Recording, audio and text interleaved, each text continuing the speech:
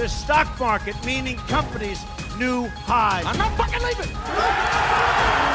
The show goes on. Nuts. They're nuts. They know nothing. An online network called Internet. Well, it's very hip to be on the internet right now. Welcome, my degenerates. The rest of your life starts right now on Market Mania. The no bullshit approach to all financial markets, including political betting, Bitcoin, and the largest casino in the world, the U.S. stock market. Today, Bitcoin, motherfuckers! Tesla got down. Big tech censorship. The wild ride of TRUMPFEB. And leading off today, the overall market, Matt Glantz. What is going on in the week since I've last seen you on the show? Well, what's up, guys? First, I want to say Happy New Year. It's been a nice vacation for us, but we're happy to get back for sure. I'm excited. I definitely want to go over the market with everyone that our viewers that are watching that have been making 20% a day on these EV stocks and killing it in Bitcoin and different kind of things in the market, different risk assets. I think that it needs to be said, people look for us not so much for investment advice, but for gambling advice. And as a gambler, when things are going this well for this many people, sometimes it doesn't seem right. If you remember 2017 and the ICO craze in the coin market, we all got taken by it, and 99% of us got crushed. We went, up 300% to down or back to even, within a week, 2 weeks. And it feels like we're at that state in the stock market right now. Over the last month or two, people have been making 10, 20% a day on EV stocks, solar stocks, other risk assets, SPACs. SPACs have been going crazy. Things that just don't have any kind of sales or revenue now, but, they're all looking toward the future. That's kind of what ICOs were back in the day. So I really am worried that we're getting to a short-term top in the market. So I'm prepared for a downdraft in the market. I want to make sure everyone else is not getting over their hedges. What's your situation, Brett, with the Robinhood trading? Yeah, I think that makes a lot of sense. I think a couple of things that could influence that are if Biden comes in and starts firing off $2,000 checks and or just printing a ton of stimulus in other aspects. I think that could potentially send the rally back running. But there's enough uncertainty in the world now with the transition. There's a lot of just chaos going on that I think you're making a lot of sense. So I would follow your lead on this one. So the thing with the $2,000 checks, and I think that's already expected. So now it's a done deal. We have a Democratic clean sweep. Stimulus checks are coming. We already got our $600 checks. We're going to get 1,400 more probably by the end of January. Infrastructure spending is going to be off the charts. So infrastructure stocks are probably a safe haven versus the tech stocks, growth stocks. That's something to look at right now. And I think that's going to be a popular sort of meme for this year, going away from tech stocks and going back into infrastructure, the old boring steel stocks, oil stocks, that kind of stuff. I like it. Speaking of the Democratic sweep, let's take a look at my favorite little political market after the election closed was the TRUMPFEB market on FTX, probably the best leveraged trading site out there. Obviously can't fire from America. And you have a beautiful story here. If we can just go a little bit down and see the bottom little thing. Where's the I guess. All right. So you go up a little bit because it's, you can't really get the dates in there. But so you can see like that chart starts about December 6th. So everybody knew the election was over by a couple weeks, but yet it's still kind of bounced around. This is a market whether Trump will be president on February 1st. And you can kind of see after shit was really, really, really the last plateau when everybody just really knew that it's a Biden presidency coming, this market traded at 6 cents. Matt Glantz couldn't deal with it. He was taking bets on the other side of that. He was laying the big odds. Brett Ritchie was saying, maybe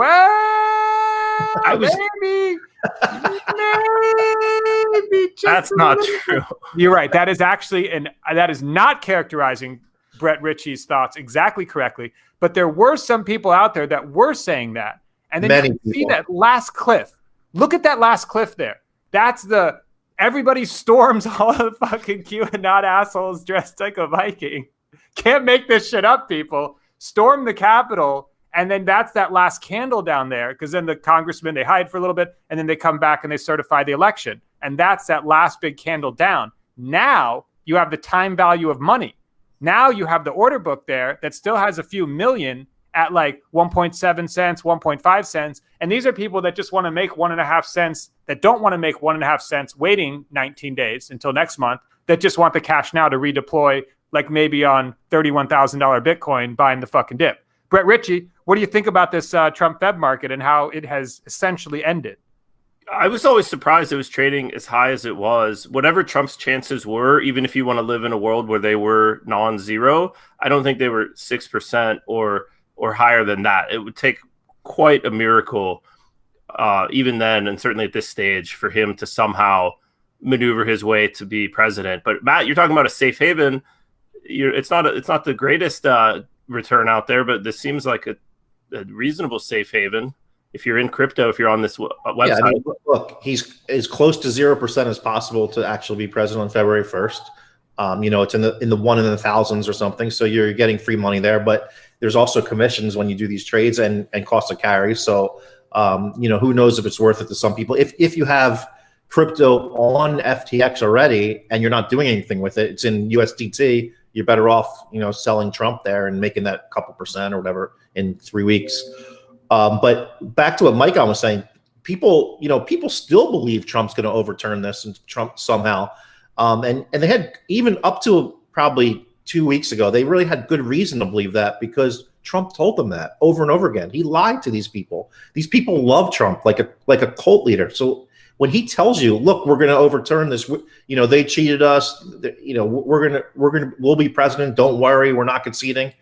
People believe him. There's millions of people in America that believe him. They just love him. They came to the Capitol. They flew there. They drove there. They stormed the fucking Capitol. They believed him hard. The only thing I would say here is I don't think he was deliberately lying to them. I think Trump genuinely believed, A, he got cheated, and B, he was going to discover how they cheated. Like, I think he thought he would figure it out and get it overturned. Brett, as of this week, he's still saying we won in a landslide. He's not saying just we won.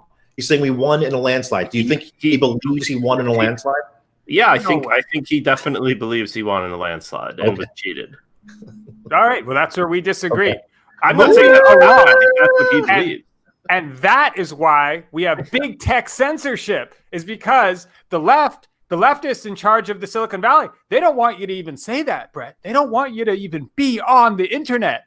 What is happening here? This is fucking crazy. I'm not a fan of this. There's this massive coordinated attack against Trump when he's at his weakest at the end of his campaign. And I think overall, it's just a bit pathetic to see all of these companies line up. Like the PGA Tour now comes out of nowhere saying we're not going to let him have his golf tournament next year. Where was that 2 years ago? Why don't you try some of this when he was in the middle of his presidency as sitting president? It's all a little convenient now. I do understand if you want to say he was inciting violence about that march on the Capitol. Honestly, that's a little bit, I would say, out of my pay grade, whether or not to a little violence, okay, so maybe ban him until Biden's president. I think a lifetime ban is too strict from Twitter. And then you see like Spotify's hopping on, like, get the fuck out of here. Who cares if Trump's using Spotify? That's so political and just craven for them to just try and hop on this bandwagon. No, like we're not that stupid. Come on. So Matt Glantz. Big tech bans his ass everywhere. Can't have it said Google banned it. What is he? Can't have a Gmail account? How does that work? Yeah, look, everyone knows I can't stand Trump. I didn't really hate Trump really until after the election, after he lost and wouldn't concede. Then I started to really despise him because that was just wrong to me. But even though I can't stand Trump, banning him from Twitter, banning him from social media is not good. It's not good for the country. I don't see how it benefits anyone.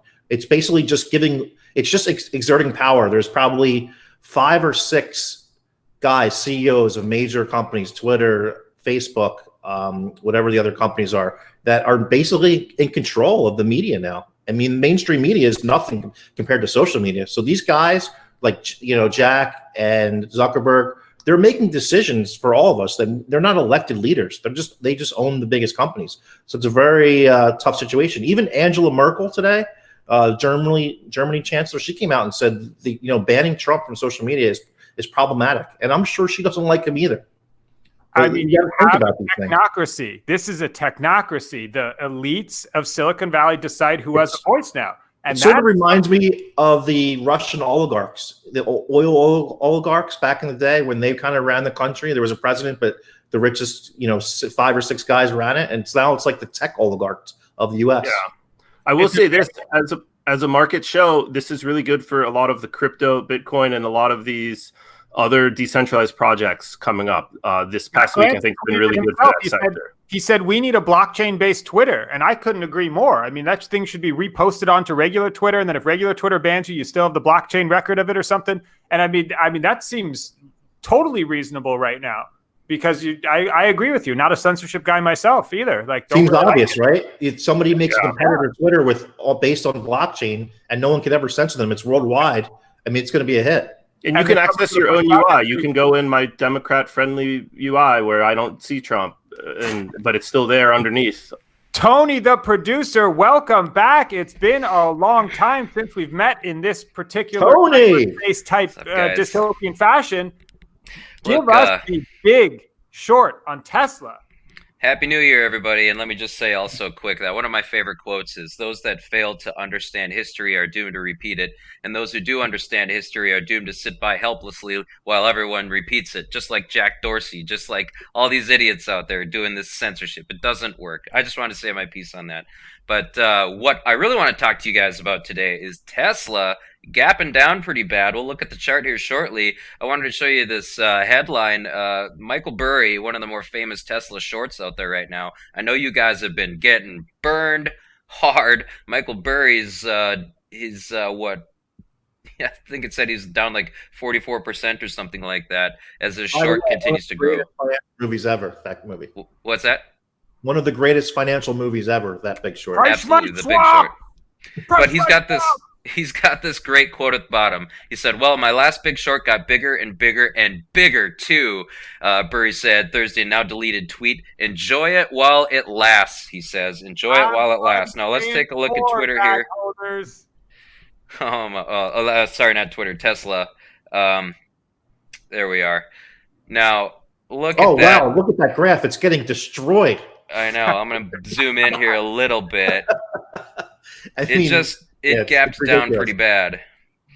But, I mean, all this is gas waiting to come out of this stock. Obviously, it's overpriced. So if Michael Burry's really enjoying his short position right now and just loves to see this go up and up and up, does he know something the rest of us don't? Does he understand that it's a short on the market? Just to clarify, I'm also short Tesla. Not huge, not like him, but I hate it, man. I just stay short Tesla, but stay really small so I don't have to cover. But man, it's painful to be short Tesla. And I love the company. I'm on my second Tesla car now, so I absolutely love the company. It's just a matter of, the stock price is in the stratosphere. It just doesn't seem like there's much upside, and there is potentially a lot of downside.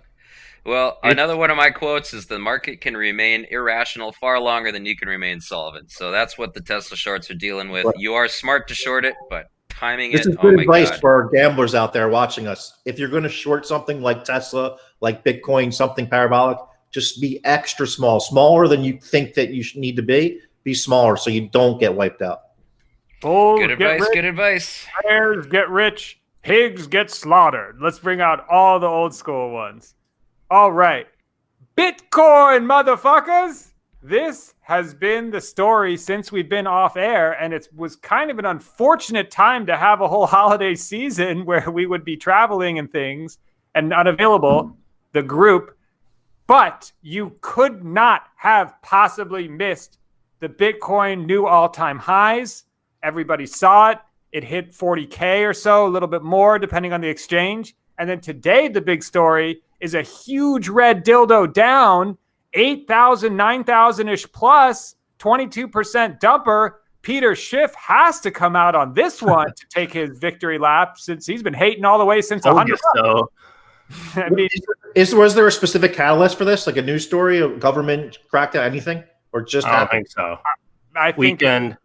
Have fun staying poor is what it is. Yeah. I don't know. That's a great line, though. I love that meme. That is a good one. I mean, it's a meme driven like short-term price, it seems like almost, with like a long-term bull case. And I mean, Brett Ritchie, I know you've been watching this thing. I mean, yeah. What do you? Well, What do you first think? off, I think I was recommending a short-term short on Bitcoin when we were last on the air, based on election betting getting paid out. I was dead wrong. I would just like to admit that on the air. I thought the election bets, everybody was going to cash it out to USD.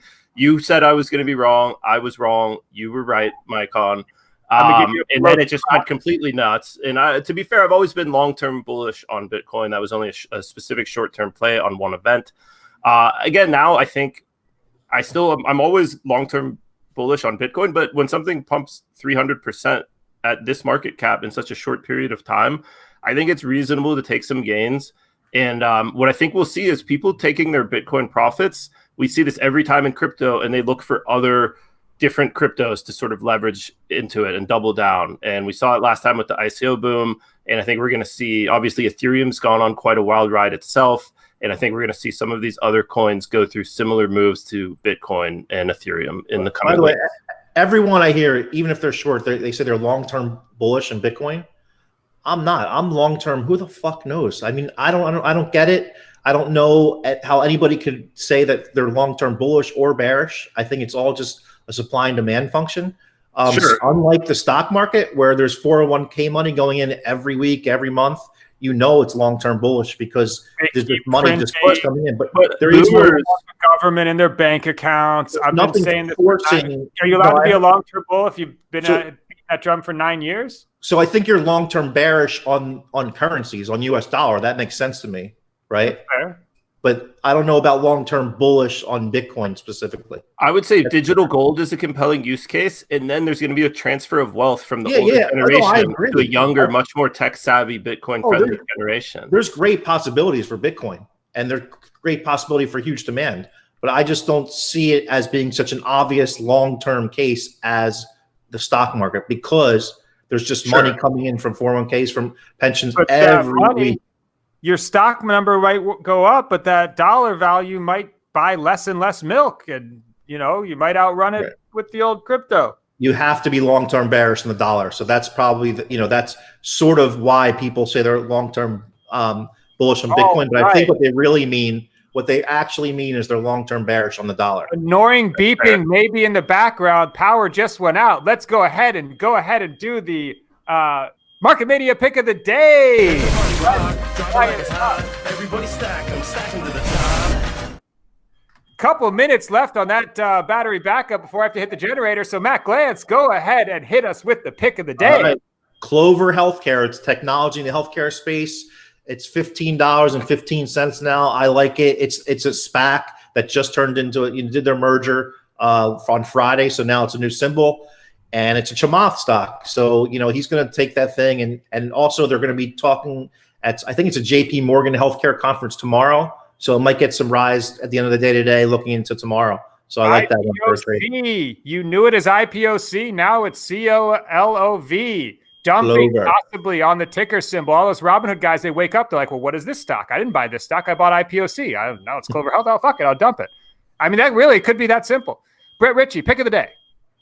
XMR Monero. I think we've seen the need for privacy in recent weeks, and I think people are going to look for other coins to put their Bitcoin gains in, and XMR is a really good one. So Monero.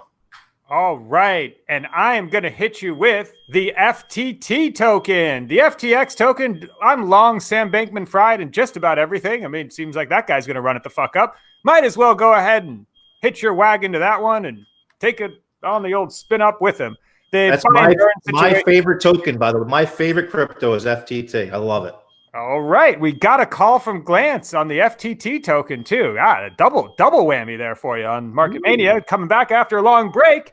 And we are going to leave you, as we do each time. Shout to Shane Schleger, who I know is going to be watching this live, is going to leave him with the little spot. Yeah, it's unfortunate timely, but it's from Rita Coolidge and her song All Time High. It's unfortunate on the minus 9K day. This may even be sacrilegious, but it goes like this. It says, I don't want to waste a waking moment. I don't want to sleep. I'm in so strong and so deep. And so are you. That is going to do it. Go ahead and like and subscribe the show right here on YouTube and follow us on Market Mania Show on Twitter. We are happy to be back. Happy New Year. We'll see you tomorrow, if there is a tomorrow. But for now, it is lights out.